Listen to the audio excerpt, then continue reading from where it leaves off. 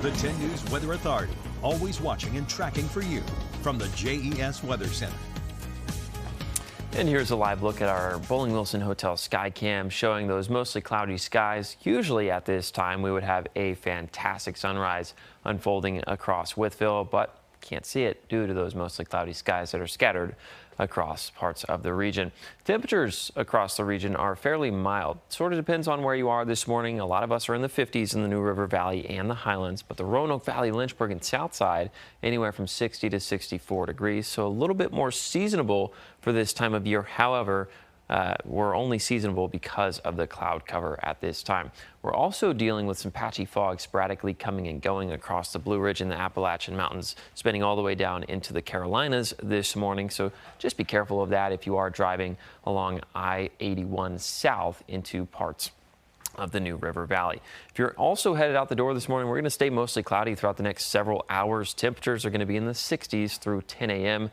And then by the time we get to this afternoon, we'll be well into the 70s, but that's about as warm as we get. The warmest spot is actually going to be the Hill City at about 76. Southside in the Roanoke Valley will stay at about 74 thanks to some of that cloud cover. And the New River Valley will get right up to the 70-degree mark.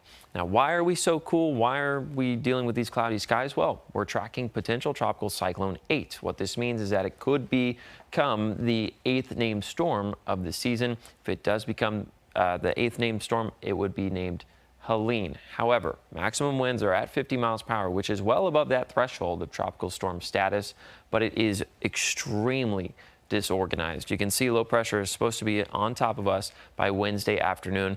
Now, regardless of this storm, and if it becomes a named storm, it doesn't matter. It's just semantics at this point. It's still going to be bringing the same amount of impacts across the Myrtle Beach to Wilmington, Jacksonville, North Carolina area, as far south as Charleston as well along the coast of the Carolinas. Once this thing gets pushed inland, notice 6 p.m. we're dealing with some isolated to scattered showers in our neck of the woods, some really heavy rain across the Charlotte metro as well as the Raleigh metro throughout our Monday. Then once we get into Tuesday, we see the back half of the moisture wrapping around by 7 a.m. We're still dealing with some scattered showers. So overnight tonight is when we'll see the bulk of the rain move through, and overnight Tuesday into Wednesday morning is when we'll see the bulk of the moisture build through. And then throughout our Wednesday and Thursday, there's about a 50% chance of rain developing from time to time. The flood threat is the highest with this tropical moisture because we are under a flash flood risk. Also, it's been very, very dry out there, so the ground is crunchy in some areas, so it's going to have a hard time absorbing all of that rain. And the potential rain that we could see as far as today goes, anywhere from about 0 to 1/4 of an inch. Once we get into Tuesday and Wednesday, we could see anywhere to 3 inches, perhaps even upwards of that amount once we get into Wednesday and Thursday, once we add all those totals together. As for your 7-day forecast across the Roanoke Valley, 40 to 80% chance of rain over the next 4 days.